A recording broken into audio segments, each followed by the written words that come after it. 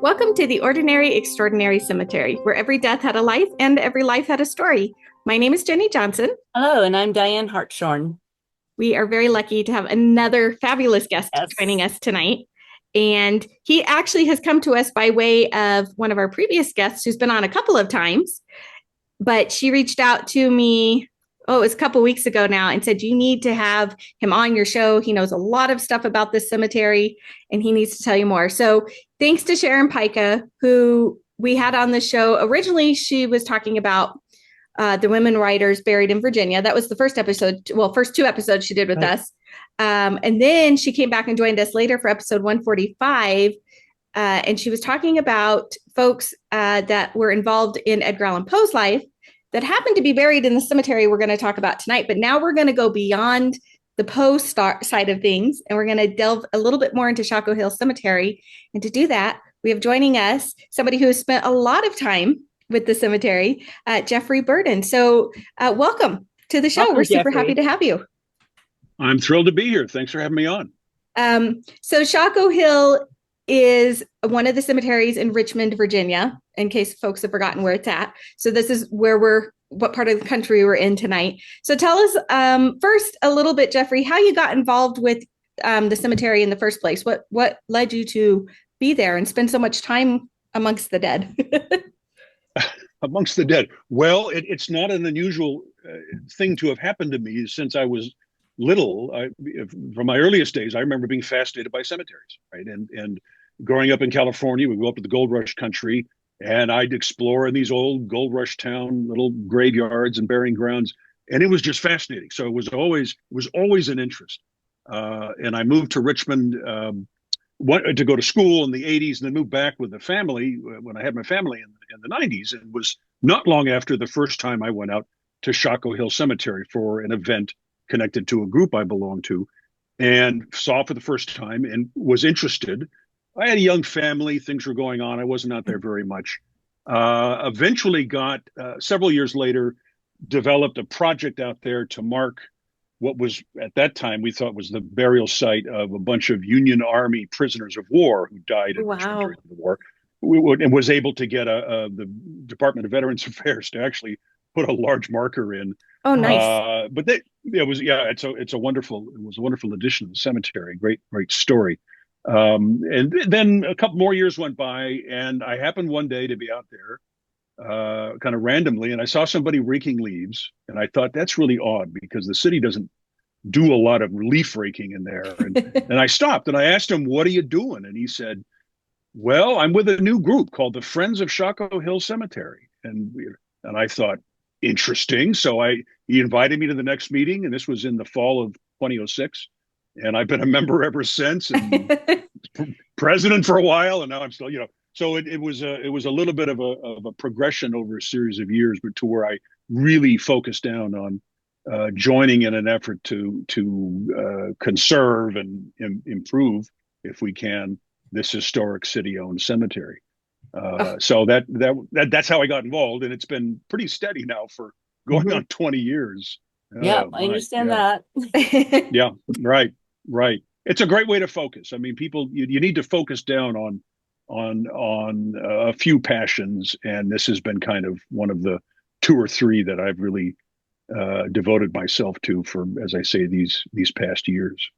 Well, Well, and it, there's so no, much go ahead. rich history in Virginia that I was able to read a little bit at in between my work today, just so I would know what the cemetery was about. But you have soldiers from the Revolutionary War, of course, the Civil War, but there is such a deep, rich history in Virginia. So I can imagine the history that's there at the cemetery. It's reflected there, absolutely. The history of the Commonwealth, the history of the nation. If you know the names, then walking through there is like this constant voyage of discovery. You're seeing things in the names that you know, and if you can connect them, all the better. But it's that fascinating. Well,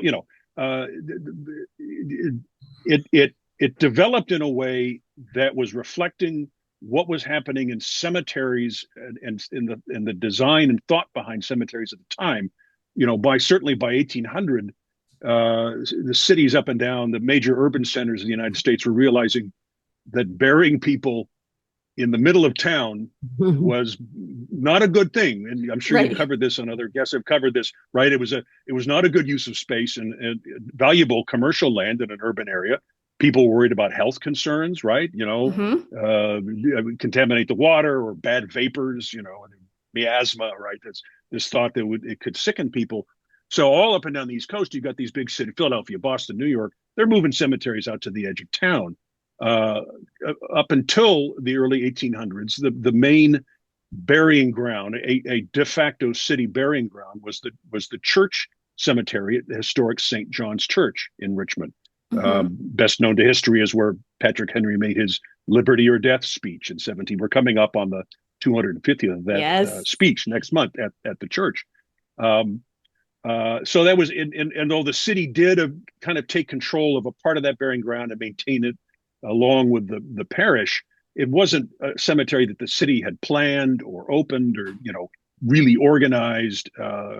So by 1800, the city realizes we've got to join the bandwagon here and stop using up our valuable urban land for this purpose. They bought some land on the northern edge of town. Another 2 decades go by before they finally establish Shockoe Hill Cemetery as the city planned, city owned burying ground for white Richmonders. Uh, you could be many things and be buried at Shockoe Hill. You could be poor, you could be an immigrant, you could be Jewish. The one thing you couldn't be was black. Right. This was reflective of the strict segregation throughout the country, but particularly perhaps within the American South at that time. So it was opened in 1820, or formed in 1820, opened for the first burial in 1822, and it was a city conceived by the city, planned by the city, and run by the city of Richmond. And what's interesting is that, and well, we can return to this later, but by the time the city of Richmond opened Shockoe Hill, it had already opened and had operated two cemeteries for black Richmonders, for Huh. both free and enslaved black Richmonders. So it was in the city was in the cemetery game a long time before Shockoe Hill opened, just not for white Richmonders. Nevertheless, so this is the first general, so to speak, city cemetery that opened. First burial in 1822. It's used, but it's not enormously popular. Lot sales are not all that hot until the big turning point was the burial there in 1835 of Chief Justice John Marshall. Ah. He's clearly in terms of the historic persons buried at Shockoe Hill, he's the leading one, as you might expect. His burial there in 1835 spurred an increase in popularity, plot purchases. All the leading families of Richmond are buying plots there, and it maintained that status as kind of the prestige destination in Richmond until the rise of Hollywood Cemetery after the Civil War. So Right. for a couple of generations, Shockoe Hill was the choice destination for white Richmonders. And then, of course, the story I'm sure you've covered in other episodes. Hollywood becomes this very fashionable, and and Hollywood reflects a later era of cemetery inspiration and design, the rural ideal like Mount Auburn and other places with rolling landscape and winding paths and everything, which Right. Shockoe Hill was not. Shockoe Hill was a product of early 1800 cemetery design, linear, rectangular, organized. Plot sales. They kept track of where people were buried for the most part. Trees, plants, shrubs, and everything, but not like Mount Auburn, not like Hollywood, which was a later kind of idea in how you make an attractive cemetery. Right. So How it many? represents a midpoint between St. John's, which was the church cemetery in the middle of town with not much organization on the one hand, and then on the other hand, the far side is Hollywood and Mount Auburn. In between is Shockoe Hill Cemetery. How many acres is the cemetery?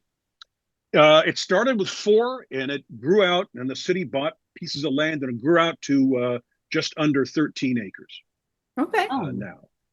It's Yeah. it's slightly So smaller than I was thinking it was probably Yeah. going to be, but yeah, yeah. yeah, 12.7 acres to be exact. And it's hemmed in now. It has no room to grow. And Right. that was the case early on. It's why the city started its next city-owned cemetery, Oakwood Cemetery, in the east end of Richmond, in the 1850s, middle 1850s, because they knew Shockoe they couldn't expand but so much, and Right. so already by the 1850s they were planning the next step. But so it is hemmed in. It's not growing. Interestingly, at the urging of the Friends group, about 8-9 years ago, the city utilized a state law which allows cemetery owners to take back unused plots. Hmm. Cemetery sales in Virginia are in perpetuity. Theoretically, they're forever. But there's a law that says, well, if they're not used in X number of years, 30 or Hmm. 40 years, the city, with due public notice, can take them back and resell them. So the city hasn't sold any plots in Shockoe yet, but there are 8 or 9 plots that if someone wants to buy a plot in Shockoe Hill Cemetery, Wow. they can do it. So interestingly, So if you really uh, want to be buried amongst some really historic figures in the Yeah. area, there's a got plot some that room. is just a few feet from John Marshall and right next door to Robert E. Lee's daughter-in-law. So there's all Wow. kinds of possibilities. Yeah. There you go. I think Colorado has a similar law, doesn't it? Yeah. 75 After so years. many years. Yeah. Or well, I Yeah. should say Evergreen Cemetery has after 75 years it can be abandoned and returned to the city, but they have to go through the huge process of Oh yeah. notifying, put notifications out. Publishing and Yeah. Yeah. I think I remember reading that here. Like there we had a time limit and you can otherwise it just sits unused. And of course, we still have to put the dead somewhere. So might as well use what space is available when it's available. But yeah. So Shockoe Hill, you said your first burial was 1823, and then it was 1822. Yeah. 1822, and then it was the White Cemetery for a very long time. So when did it? So eventually, though, it did become a segregated cemetery, and you do have some people of color that are buried there. How did that come about? That's a fascinating story. There are that we know of. There are 3 persons of color buried at Shockoe Hill. Known to be persons of color, but Right. there's a whole area of study of who's white and who's non-white, and so Right. they're very complicated and interesting study. But there are 3 persons who were known to be persons of color who were buried there. All 3 of them are older women who had spent most or all of their lives working in white households. Mm-hmm. And to me, that's the only conceivable exception that they could have allowed. Right. Women who had worked and served white employers for their lives. I can't imagine any other scenario where it would have been permitted to have broken the color line. That's my thought on that. And in fact, these were 3 women, as I say. 2 of them had actually been buried elsewhere first, and had been buried for several years, 8 or 10 years. And in those 2 cases, the families for whom they worked petitioned the city council Wow. for a variance to the ordinance, and allow those remains to be disinterred and reburied in their family plots. And Wow. city council, after due consideration, agreed to those requests. So that's how 2 of them were there. The third was a woman named Lucy Armstead, and had worked for many years for a prominent minister in town who had a family plot at Shockoe Hill. Ironically, he's not buried there. I think he's at Hollywood. Of course. But there was a family plot there with some of his children and like his mother or something.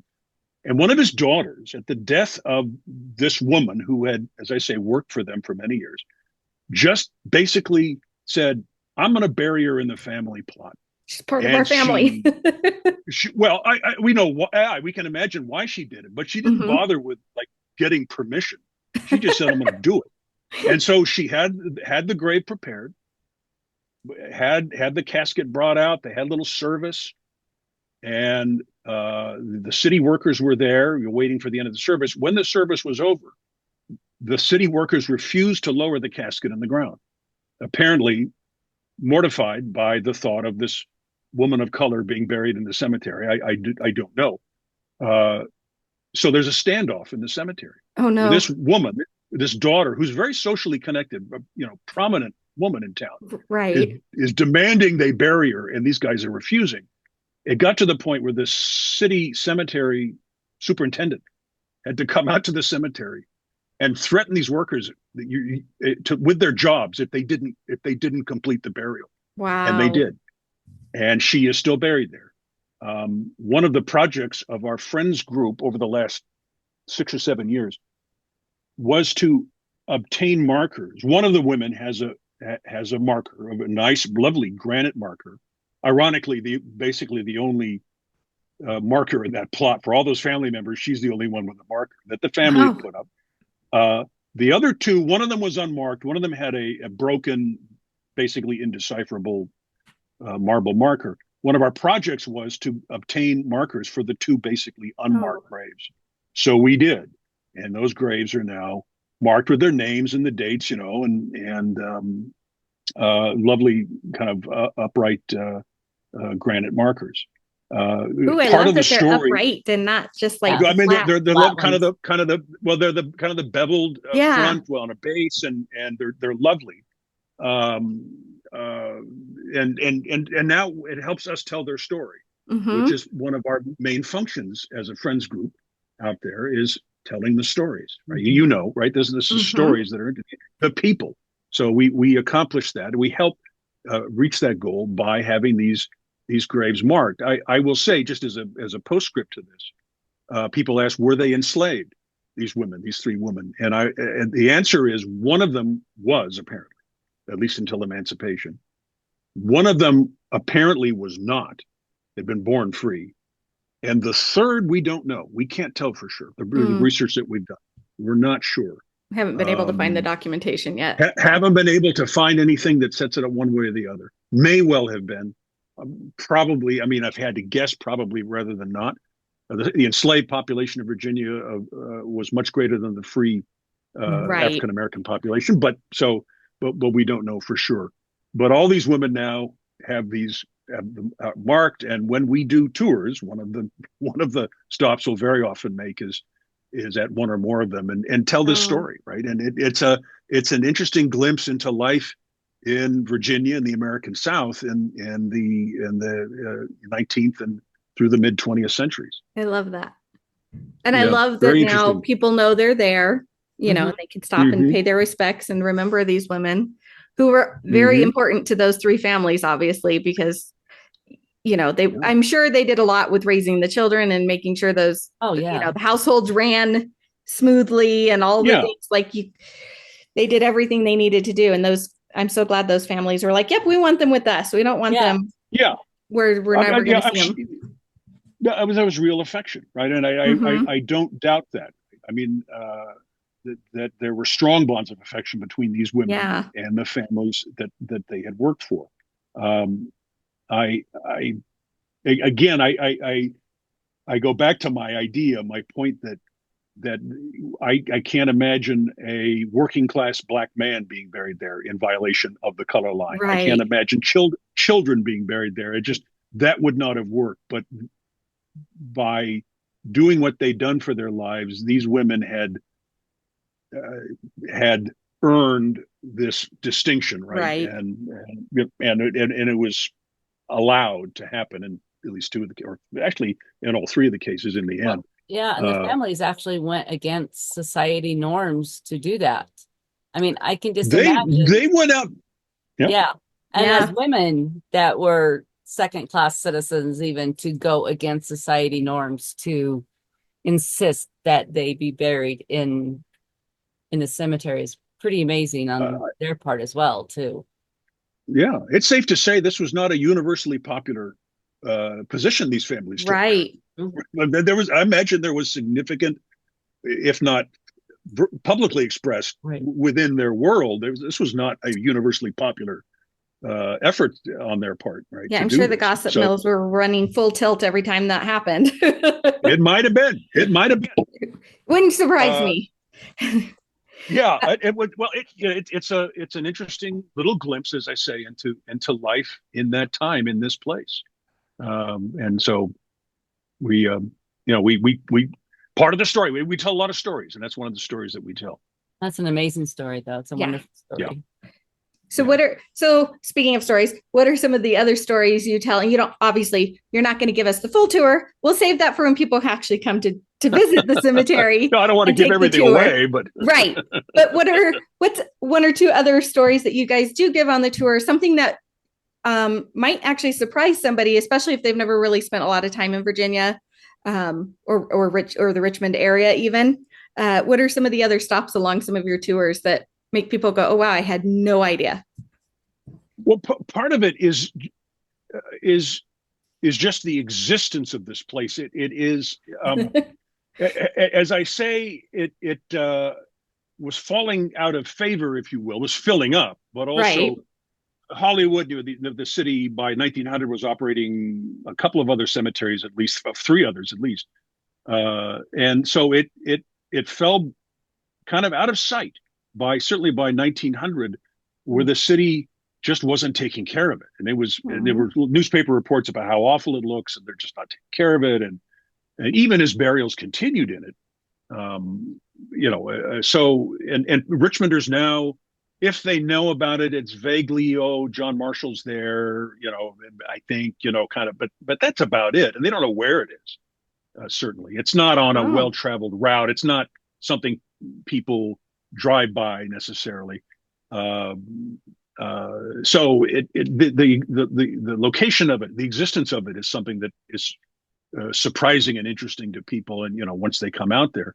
Uh, one of the big drawing cards, and you mentioned Sharon and her work on the Poe connections, and of course, right. as you mentioned, there are many there, probably more than any cemetery in the country, as Sharon may have pointed out. Yep. That is a focus for a lot of people. We drill down on the individuals, and ultimately that's what's going to, in the stories, that's what's going to drive interest. Talk, when we take people there, we have people walking around with us, we give some of the background, but always try to tie it into the stories and how they interconnect so much of the time. There's a fellow there, and it's just one random individual, but there's a fellow there named Daniel Norborn Norton, who was a physician by training, by profession, but his true passion was agronomy, growing things. Love it. Right, yeah, agronomy, useful things, Oh yeah. people grow for profit, or for sustenance. And this is in the 1830s, and during a time when the American wine industry was being just eviscerated by fungus. There was a fungus that was killing the American wine grapes, and they couldn't figure out how to get past it. Daniel Norton, his wife had just died, so he's in the throes of depression, decides to, I guess, to get himself going again, that he's going to develop a disease-resistant wine grape. Wow. So he spends a couple of years on his farm in what was then way outside of town, and now it's actually kind of midtown. If you know Richmond, you know where Virginia Commonwealth University campus is. Well, basically, his farm was much of where the new gymnasium stands at VCU. But he decided he was going to do this, and he ended up taking the lead in developing a disease-resistant wine grape, and it's called the Norton grape. It's called the Norton grape, and it's becoming increasingly popular as a wine grape in the country. It was grown before Prohibition. It was grown quite a bit. When Prohibition came, people ripped out all their Norton wine plantings because they couldn't make wine anymore. And it's the last 20 or so years it's really started to come back. He's buried there in a family plot next to one of his children.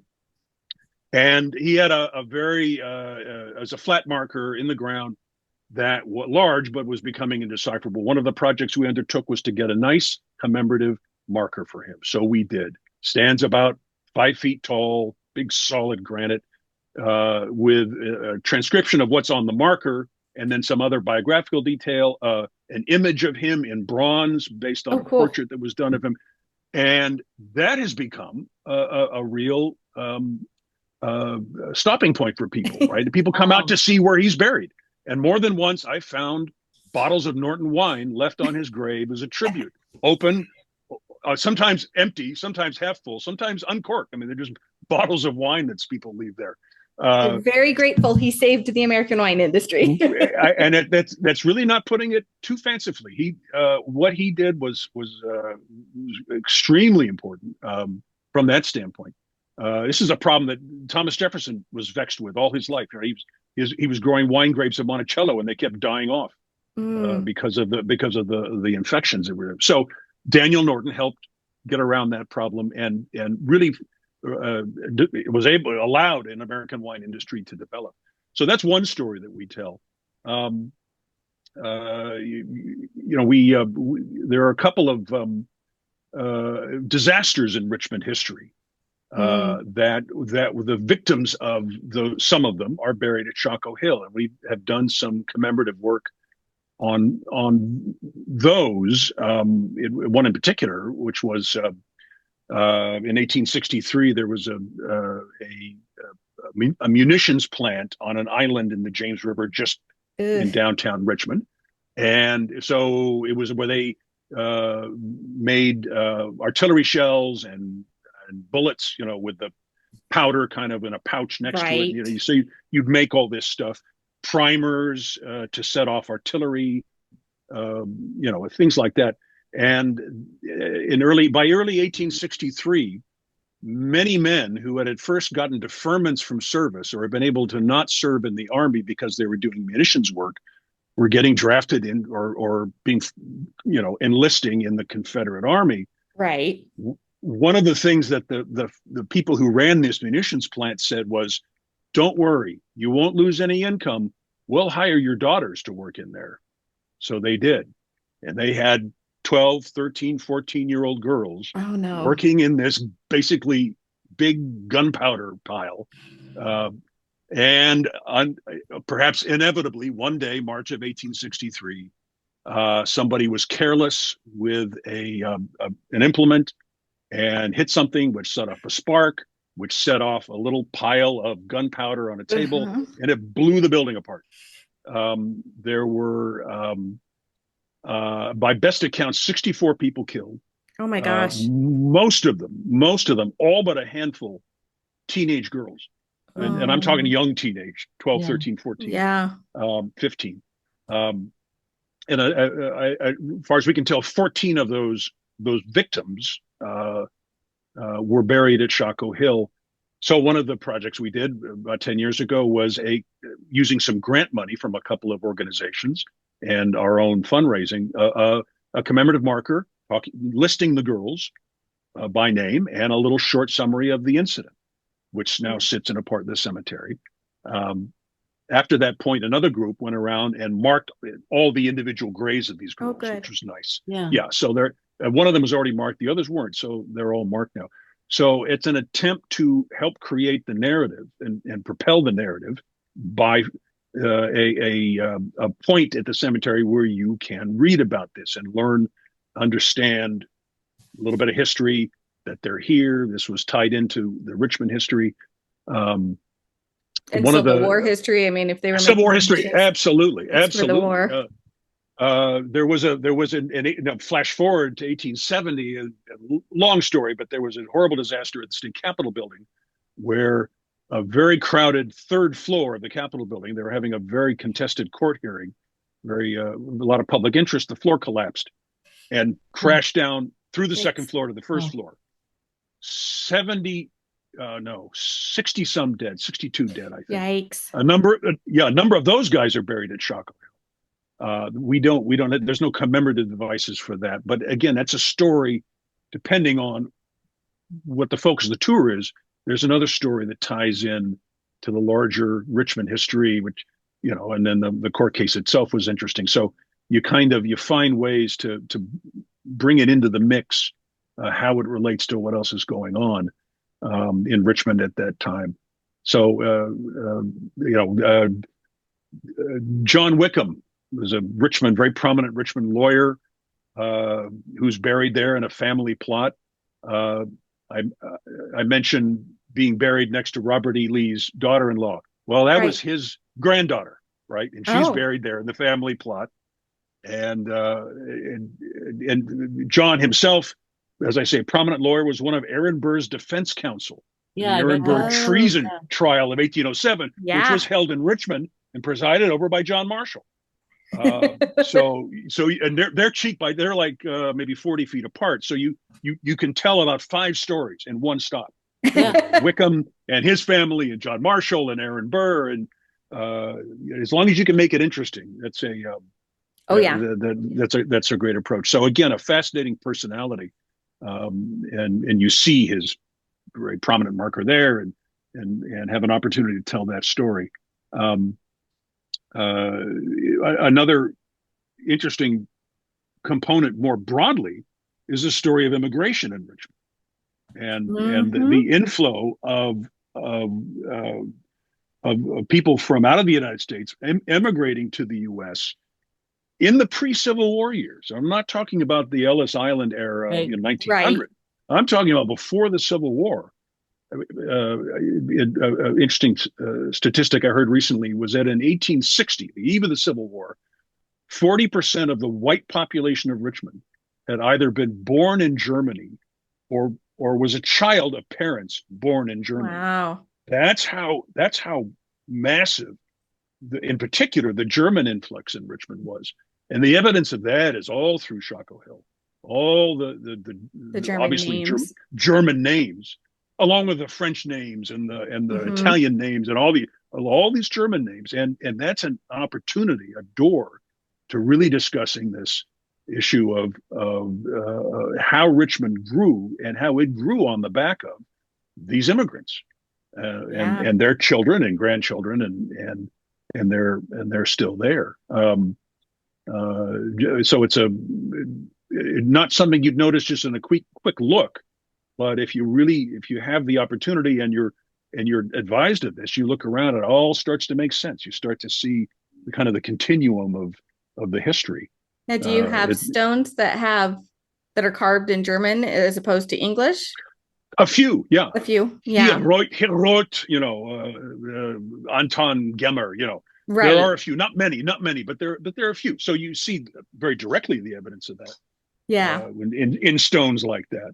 Well, especially with as old as Richmond is and as small as Shockoe is, it's like you could probably just, each step you take or each block you visit is a page in history, which I mean, of over 200 years of history and so many important events that happen, from Aaron Burr's trial to Civil War explosion, where you don't hear about young girls, doing, you just think of the men and maybe some of the nurses, the women as nurses. You don't hear of young girls going in and, working in the factory like that. Yeah. Being in danger. Right. Yeah. Exactly. Right. As a direct part of the war effort, directly involved in the war effort and suffering because of it. Yeah. That's an awful and compelling story, and people can't believe it when they hear it.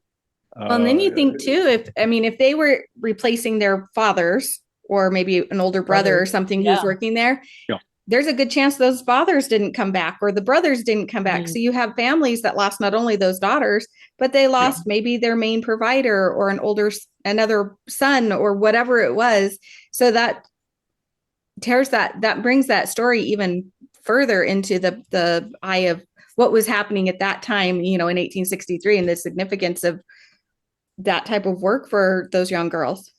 I'm sure that happened in some of those cases. Some of those young girls were lost to other family members in the war. Yeah, I mean, I'm sure that happened. The girls are the girls are identified, right? So the names of each of the girls. We do. We know of all the victims, including the 14 that are buried at Shockoe Hill. Yeah. And they're commemorated now, not only on our our large interpretive marker, but also, as I said, at now, at the individual grave sites as well. So, which I love. That'd be yeah, interesting to do genealogy on them to see the rest of the family story, if there is I, any. yeah, I've looked at a few of them to the extent I can, and it was a horrific tragedy, and the families went on, and they lived on in Richmond, and some of them disappear from history, and Right. a few of them we can trace. And these were, you look at the names, Zietenheimer, Drusenbach, right? Those So German families, yeah. and again, those are the German families, and and other immigrant Irish. The woman, the young 19-year-old woman who was blamed or credited with causing the explosion, and who survived long enough to admit to it, where she said, "This is what I did." Her name was Mary Ryan, and she was born in Ireland. These were the women and the families who would have been in a position to need to work in the munitions plant, right? To some extent. So the stories intertwine, even with that, if you look closely enough, and so we help illuminate those stories. I hope in what we do at Shockoe. Well, and it brings out the stories that people, like you said, are not necessarily aware of, unless you're a historian in the area who's really delved into the history. There's a lot of things, and they probably don't teach those stories in school. There's only so much time in school that you do it, so you focus on the big events and we move on. So these little things that made up the community and made Richmond what it is now, that's where you find those stories, is through the cemeteries like Shockoe Hill. And I think it's great that just because it's a smaller cemetery doesn't mean there aren't dozens and dozens and dozens and dozens of stories making up the whole history of the city and the area around it. And I think that's absolutely, we're always finding those stories. In every new person we look at, and I've got a good grip on who's there. The records are good. That's good. We know there's and, we fit. Well, I don't know for sure, but we estimate there are about 20,000 people who are now buried there. Some, there were more than that, but then some were disinterred and moved to Hollywood or something. But there are about 19 to 20,000 people. Most of the graves unmarked. Maybe 20% of the persons buried there have a marker. Maybe, which is not unusual for a cemetery of that age, I don't think. Right. This was a public cemetery with, like I say, if you had the money to pay for a plot or even for just a space, there was a section that was open for just one grave space, and if you could afford just that, even you could be buried there as long as you weren't black. But almost certainly no marker going to go up, right? Nobody's got the funds to put a marker up, or there's no family close by to care about it. Anyway, maybe, as I say, maybe 1 in 5 are marked. So just looking at the stones, you're only going to get a partial story. If you dig down into it and look at the records and connect some of the names that you can't see on markers above the ground, then it gets even more fascinating, because there's some wonderful stories for people for whatever reason don't have a marker, right? They may have had one, it may have disappeared, and may be buried. We may need to dig around and find it. Over the years, we've uncovered a couple of hundred markers that were buried. I was gonna say, it's amazing how many end up sinking underground, and you go underground and you're like, and here's their marker. You've probably gone out there, done it with your probe, and and you get that nice thonk sound where you've hit something solid. You go, okay, I've got one. You dig it up, which is wonderful. Urban archaeology, and it's just a wonderful, fulfilling project. Yeah, it's exciting when you can find something like that, and then this person's really there and they existed and something happened. But I love that. I love that your friends group has taken so much time, though, to create these other markers, either like in the case of the girls, where you had one large one initially with everybody's name on it and tells the story, but also when you've had the chance, you've individually marked the graves. But that also helps tell the story. For somebody who may not be familiar, they can go into the cemetery and read these stories for themselves. So if they're doing a self tour, they can come across it and say, oh, there's all these, this immigrant population here, or there's, whatever else was going on is right there. And they get a chance to read that story for themselves. So what are some of the other projects your friends group does? And are you actively doing fundraising for other projects? Yes, we one of the initial focuses, and we try to stay up with, is just helping the city of Richmond take care of it. Yeah. Shockoe Hill is not a revenue producing cemetery, right? Right. It's not. There's no plot sales going Right. on. I mean, there are only 8 or 9. I mean, even if you were to sell a few, so there, other than foundation fees, there's really no revenue coming in there at all. The city of Richmond owns and maintains 7 different cemeteries, Wow. three of which Wow. produce revenue, 4 do not, and Shockoe is one of the ones that does not. So you can imagine where the city of Richmond, which doesn't have enough men to do it anyway, you can imagine where it focuses its energy. Well, Right. yeah, of course. Right, and I understand that, where they're going to focus their energy on the cemeteries where they're creating revenue. Right. So, and to its credit, and I always say this in response to what we in the Friends group have asked them to do, they've stepped up. I mean, they at the when they can, where they can, they have met us halfway and really have helped us. So I understand the realities of the situation and am appreciative of the city and its efforts. So one of our focuses is helping the city and do the things that the city just is not going to be able to do, raking up leaves that accumulate, picking up sticks and branches, general kind of maintenance like that. The city cuts and trims. They contract a crew for that. But they're not going to do a lot of the detail work because they just don't have the horses to do it. Right. So we step in there. In fact, we have a cleanup day scheduled for March 2nd coming up. So that's an example of kind of the things we try to organize. So there's that as a kind of an ongoing, never-ending project. Markers is another big focus we've had, both in raising and or repairing markers that are down or broken, finding markers that are buried, as I mentioned, right? You find those once in a while.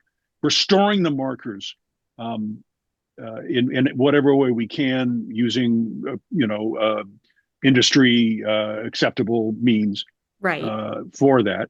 The markers do not belong to the city. They belong to the families that put them up, and the city has no responsibility to fix them or maintain them or anything else, which is the same I would imagine anywhere. Yep. So we've stepped in and tried to do what we can with that. And then, dozens and dozens of markers are up right now, and many of them are cleaned up and everything else, but they're rescued from where they were. A big focus has been utilizing the Department of Veterans Affairs program to obtain military markers, which is an excellent program. Yes. And we've been able, either working by ourselves or with other groups or with relatives of men, been able to obtain over 300 either flat or upright military markers. That's awesome. Mostly Confederate. Some War of 1812, a few Revolutionary War, a Mexican War, at least one Mexican War guy. So wonderful program, very efficient, and it churns these things out. And as long as we can pay the foundation fee that the city charges, we can get them in the ground, right? And the city that's awesome. So we have literally hundreds of graves now marked that were unmarked through that program alone. Some families will sometimes approach us and say, I've got someone there, I want to mark it, and I help them out. I say, okay, here's where they are. Here's a monument company to go talk to, and they arrange, and those markers go in. So we facilitate families getting reconnected and reacquainted with the cemetery and with their relatives there, which is wonderfully fulfilling and a really nice aspect of this. Oh yeah. And we've been able to do that a number of times over the close to 20 years we've been doing this. So that's a big part of it. And frankly, that just helps everyone. The city's more visible, the cemetery is more visible. Right. Publicly, these folks talk about it. They come back, they visit. They donate to the group. We fundraise to cover our expenses on things like foundation fees, like the D2 that we buy to do the cleaning of the markers. It's not cheap. No, it's not cheap. It's not cheap, and folks have been very generously donating over the years for that and for other projects that we've done. So it's an all hands on deck effort, and the more individuals, the more citizens we can get involved, of course, the better. So we try to keep a presence up with online platforms and different things, just to help get the word out. But Do you it's offer a tours? Do you offer tours to the public or guided we do we history tours? yeah um, we have a regular series of kind of warm weather tours, May, June, and then they get September, October, early July, maybe. We found the August tours just don't turn out too well Too because hot. it's too damn hot. There's too Yep. much of a chance it's really hot, so we don't even try those anymore. But we do, though. We do the tours on demand for groups that want a tour because they're in the cemetery or they're soldiers that they want to talk about or whatever.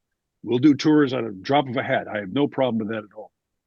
So we've done some theater events out there in years past, Poe related.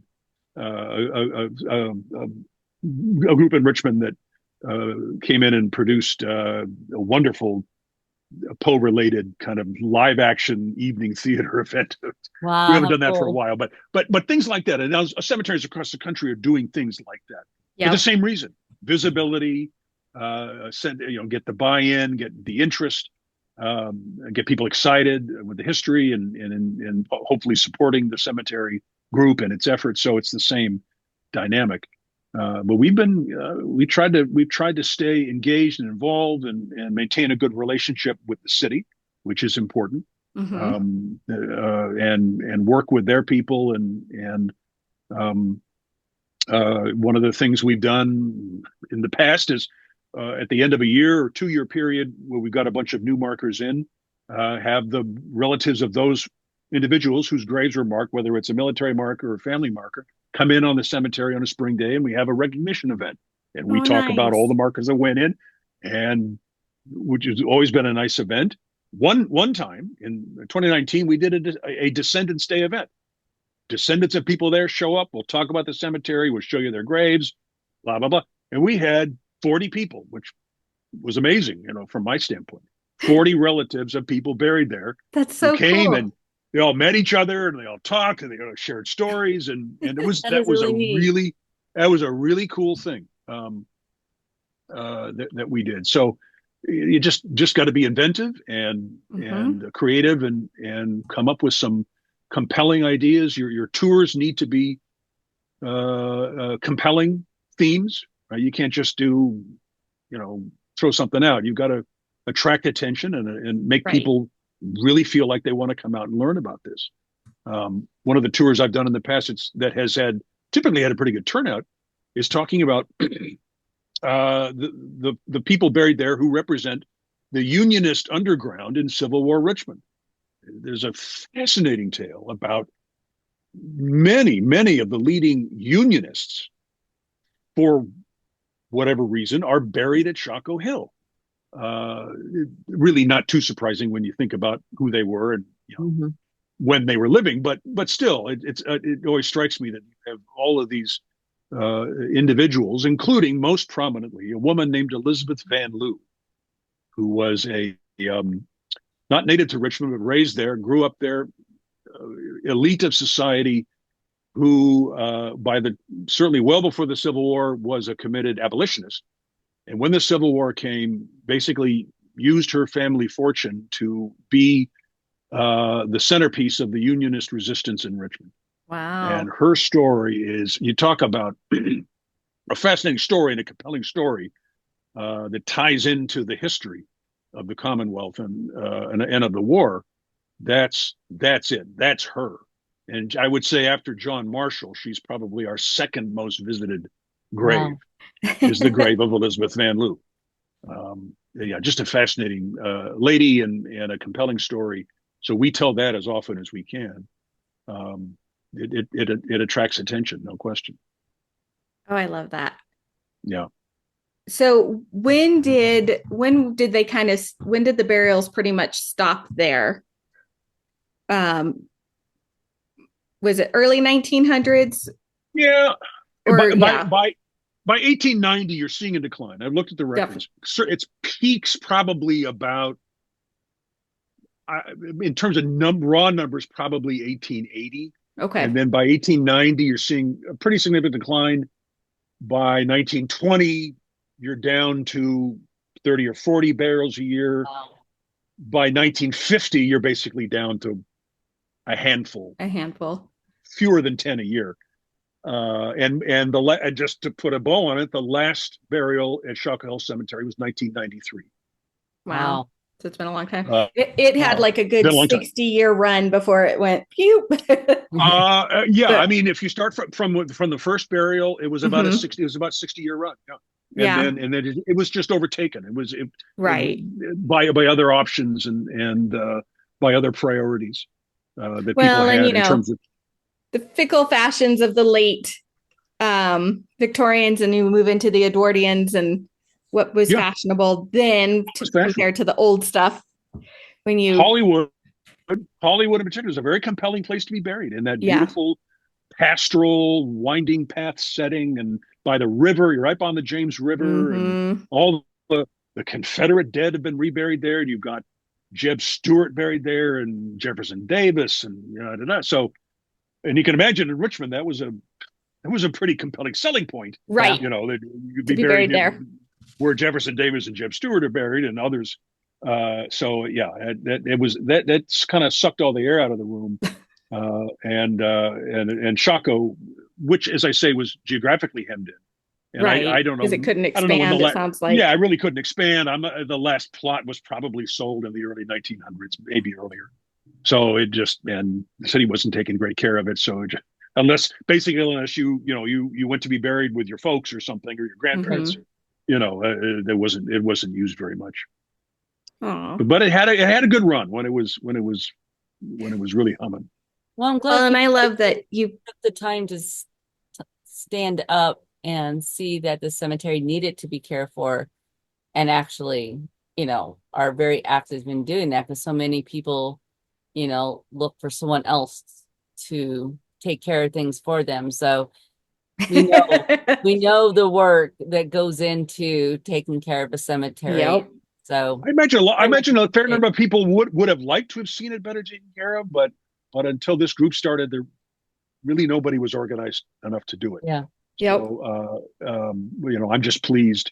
I'm just pleased that I got involved with this when I did, and they've had a good group of people I've worked with over the years, and very And that's committed, and it. have done really good work.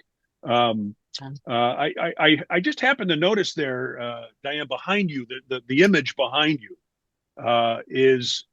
You talked about interesting stories. I just noticed that, and you can see this points up a couple of things. This image, you see the fragment of wrought iron that is yes, there, in the front a there. fragment of what was originally there. And this is, as of many cemeteries at that time, Richmond used to be full of that. This Mm-hmm. decorative wrought iron, and especially, not surprisingly, in Richmond, which was a center of the wrought iron industry in the United States. Oh, The ironworks in Richmond churned out incredible amounts of wrought iron, which was shipped all over the country. But this is what you're seeing there is a fragment of what's a surrounding wrought iron that went all the way around that plot. That plot is the Pizzini family. We talked about immigrants. I was gonna say that sounds Italian. Pizzini. They were from Corsica, actually. Okay. There were three brothers who emigrated about the same time. All of them became, at one time or another, candy makers in Richmond, confectioners. Oh, They were, as a well-known family, beloved family, because they were candy makers. uh-huh. You can imagine how popular they were. And they married as Pizzini. Now there's still Pizzinis in Richmond, and there's Pizzinis buried all around Richford cemeteries in Richmond.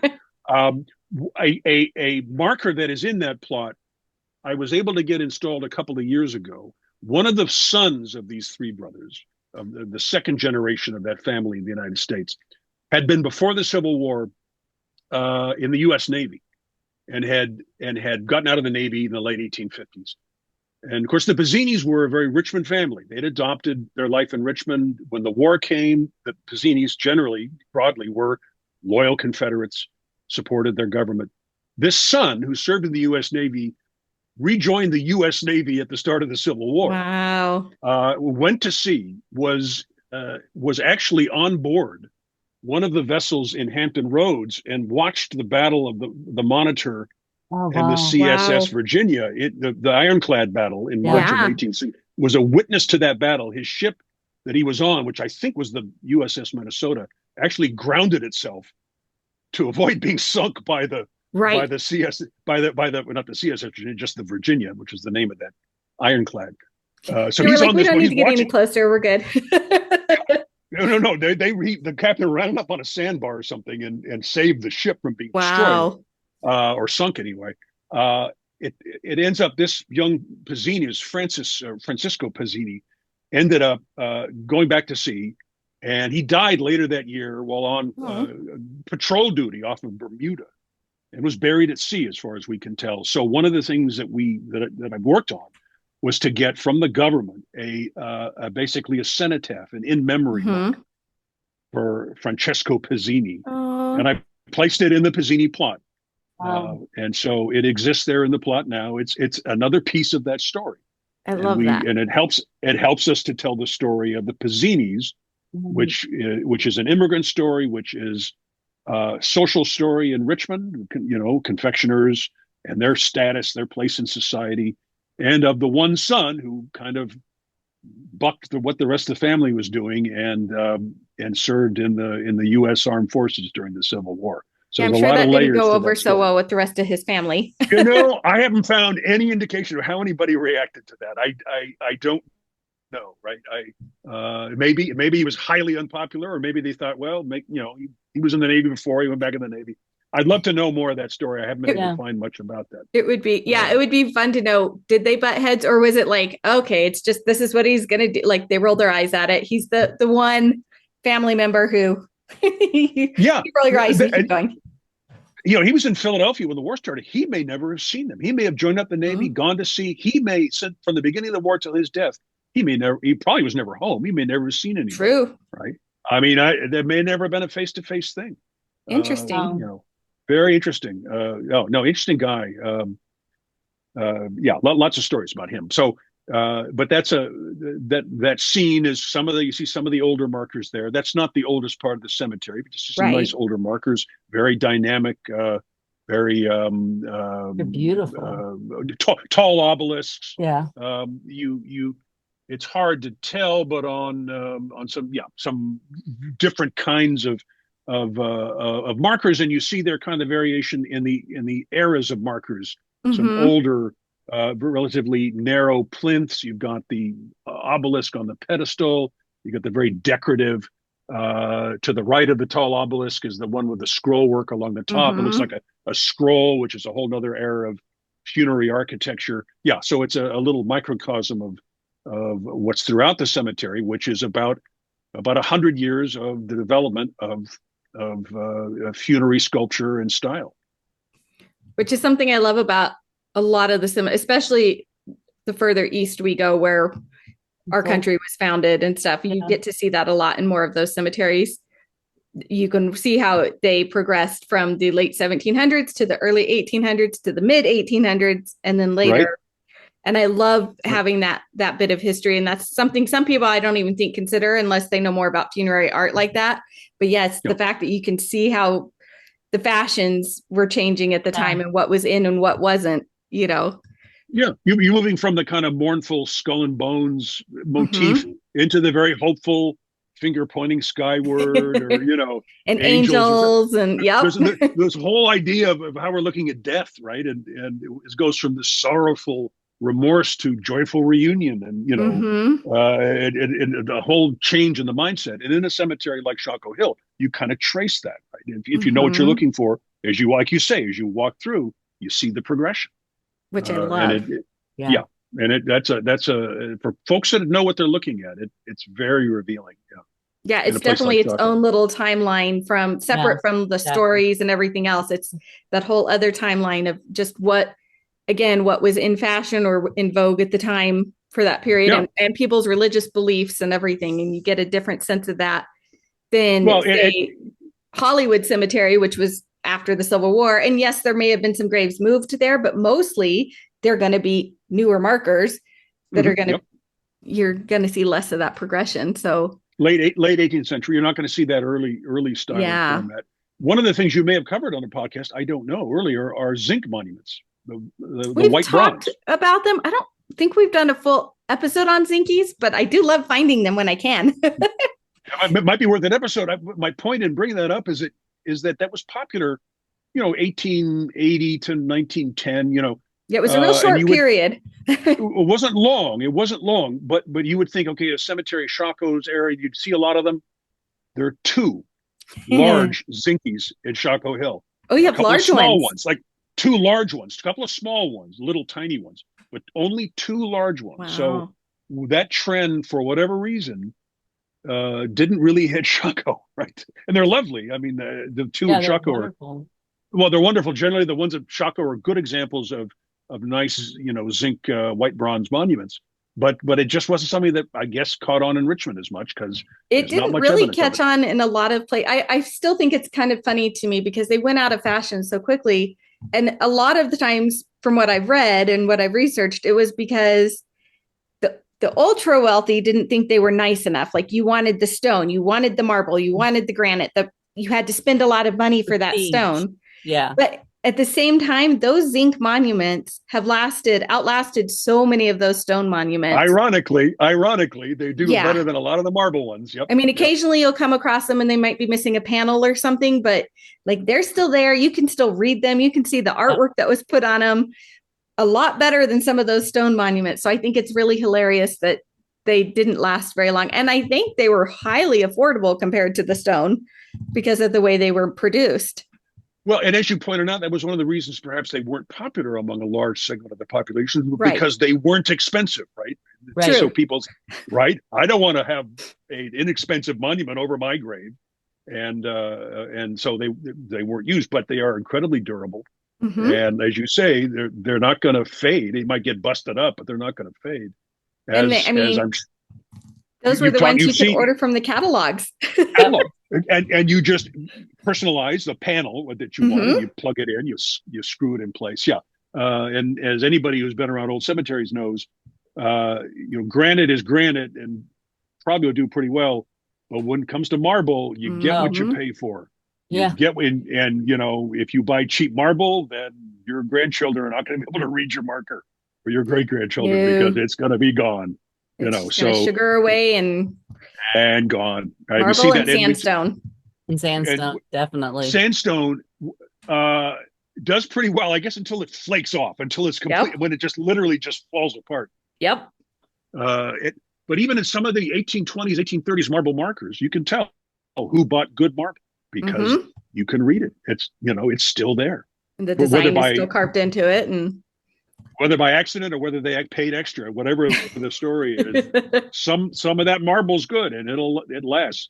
Most of it is at least moderately faded, as you know, by 150 years. But yeah, and you know who bought the cheap marble because it's gone. It's nothing, no story. I do think it's sad that we don't see more. I get all excited when I find them in any cemetery. I don't care what part of the country I'm in, what cemetery I'm visiting. I come across a zinky, I get all excited. But it's one I almost always photograph them too, which makes me laugh. Same here. I do the same thing, right? Yeah. I just think they're so cool, and it still kind of floors me that they went out. But yeah, those are the ones. Unless they're missing panels, you can read who's there, and I love the idea of, if you wanted to add more, especially for some of the larger ones, like if you wanted to put your whole family on a panel, you could just order a new panel, put the whole family, screw it in, and you're good to go. And it was much more cost effective. But I guess the Victorians weren't always thinking that way. So it's not at all. Well, and the fun thing is, if you take someone out there who's never seen it, no idea what it is, you walk up to it and you go thonk, thonk, and it's obviously hollow, and it just blows their minds. What is that? Well, here's the story about white bronze. Yes. White bronze. Oh, yeah, white bronze instead of zinc. White bronze. I think our zinky term is definitely a modern term now. Yes, white bronze was a brilliant marketing decision by somebody. Yeah. Yes, it was. I love it. No, this Shockoe Hill is, it's one that I want to visit definitely ever since we had Sharon on talking about it. And of course I love the Poe connection, but I love the fact that there's so many other little tidbits of stories and history that go beyond that maybe it's Poe that gets you there in the first place, that draws somebody to it. But the fact that you guys have discovered so many other fascinating stories to share with them, and then people can take that away and go and talk about it later on, and they, like the disasters, or the three women who got permission to be buried there that would never have been buried there. Those are the stories that maybe didn't lead them to that cemetery, but now they get to take that away, and it gives them a different perspective on historically how people were living in Richmond. Richmond and Virginia in particular, just because of its location, and you have the whole unionist movement going through, even though it was technically a southern state, but because of where it's located in conjunction to Washington, D.C. and everything, that in itself lends a really different history than to a lot of other states in the Union and Confederate. That totally changes the dynamics for how people were living during the Civil War, at least, but even prior to that. Yeah, and so many times Richmond was a frontline city, so it's part of the story that we tell. You're on more than one occasion, you're living literally on the front line in Richmond. So the military history of Richmond is obviously very closely tied to the fighting throughout Virginia in the Civil War. And you're right. Your point about people coming out to see John and Frances Allen, or they're coming out to see John Marshall's grave. But then if they have a means of being advised of a few of these other stories, and they take the time to look around. I hate when people dash into a cemetery to see something and then dash out again, right? Oh, yeah. I see that sometimes, and somebody will come out to see John Marshall. I say, here's our brochure with some of the famous people. Take a moment, look around. And sometimes, I live in Charlotte and I got to get back on the road or whatever, or whatever the excuse is. And I take a moment, just walk around. And sometimes they do, sometimes they don't, but at least it's a much smaller cemetery than some of the other ones out there. So see it. Take advantage and look around. Yes. That's what I always urge people. Absolutely. Enjoy that part. Well, I'm so glad the Friends group sucked you in when you got there. All those years ago. Who knew? And I know you never know until you start doing it over and over. And I mean, Dianne can tell you from her own experience with Evergreen here. She could move into the cemetery at this point, but I know the feeling. I feeling. don't know if I want to do that. I might be, dead. No, that's not move into. But you're there a lot. No, I'm so glad, and thank you so much for taking time out tonight and talking with us and sharing. Fascinating. Like I said, the overview of Shockoe Hill. There are other stories, and we'd love to have you back to go into more detail on some of those bigger stories that, again, are not necessarily known to the wider public and everything, but it might be a great point to get, especially if people are visiting Richmond and looking for something to do. Check out the cemetery. Shockoe Hill is fascinating, and like you said, you guys offer tours, especially during the warmer months. Not August when it's deadly hot, but maybe in the other months when folks are visiting and you want something a little different and a different experience. Shockoe Hill Cemetery is a great place to stop by and say hi. Well, it's only you said 13 acres, right? Just shy of 13 acres. Yeah. Okay. You can easily do that in a day and have it's not a big cemetery. And if you have a brochure, like you said, you do tours. I mean, what better way to get a piece of not only Virginia history, but American history as well, too. I agree. And it is. It's an entree into Virginia history, U.S. history, and it's fascinating in its own right. So that's how we try to position it, and we're getting through to more people now, I think. Oh, that's awesome. So if somebody is local to the area and they wanted to help support Shockoe Hill, either financially or by becoming a volunteer and working at the cemetery when you guys have cleanup days and stuff like that, what's the best way for them to get in contact with you guys? The best way at this point is through our Facebook page, Shockoe Hill Cemetery, which will give some direction on contact information and so forth. Our website, I'm in a dispute with GoDaddy right now about our website. So until I get that worked out, that's not going to be a good source. But our Facebook page is operating with contact information and a link to our the organization that is our partner in management. Through whom we have 501c3 status. Oh, perfect. For tax deductible gifts, and they do the back office accounting and check writing and so forth. Their website also has a page for us with information and a Okay. donation link and so forth. Yeah. So I'll Uh, have all of that linked in our show notes. So for our listeners yeah, who want to get more involved and learn that, they can totally do that. And of course, if you're visiting absolutely. the area and you want to take a tour, that's a great way to figure out hours and all of that too. Absolutely. And let me know. I'll be glad to be there. And I live 7 minutes away, so I Oh, can I be there love in a that. jiff. I love that so much. Yes. And again, folks, if you're visiting Richmond, and I know Richmond, there's a lot of people that go there as tourists because there's so much history and so many things to see. And this is one of those things that makes such a great side trip that you might not normally think of in the grand scheme of all the other things that you might be doing while you're there. But this is just something you should go do, and you'll get a sense of the history in a different perspective than you might going into like all the old buildings or things like that. So It's a nice walk, if nothing else. yeah, and maybe get you out of the crowds a little bit, things like that. There's nothing wrong with that. Well, thank you so much, Jeffrey, for joining us tonight. Thank you, Jeffrey. Thank you, ladies. It's been a real pleasure. Absolutely. And we'd love to have you back, and we'll go into detail on some of those other fascinating stories. I look forward to it. Thank you for joining us today. To learn more about today's episode, visit our website, theordinaryextraordinarycemetery.com, where you'll find additional links in our show notes. If you're watching on YouTube, please like and subscribe to our channel. And if you enjoyed this or any of our episodes, consider leaving a 5-star review on Apple Podcasts, Spotify, or YouTube. Your support helps others find our show and discover all of our ordinary, extraordinary stories. You can also follow us on social media for cemetery facts, photos, quotes, and more.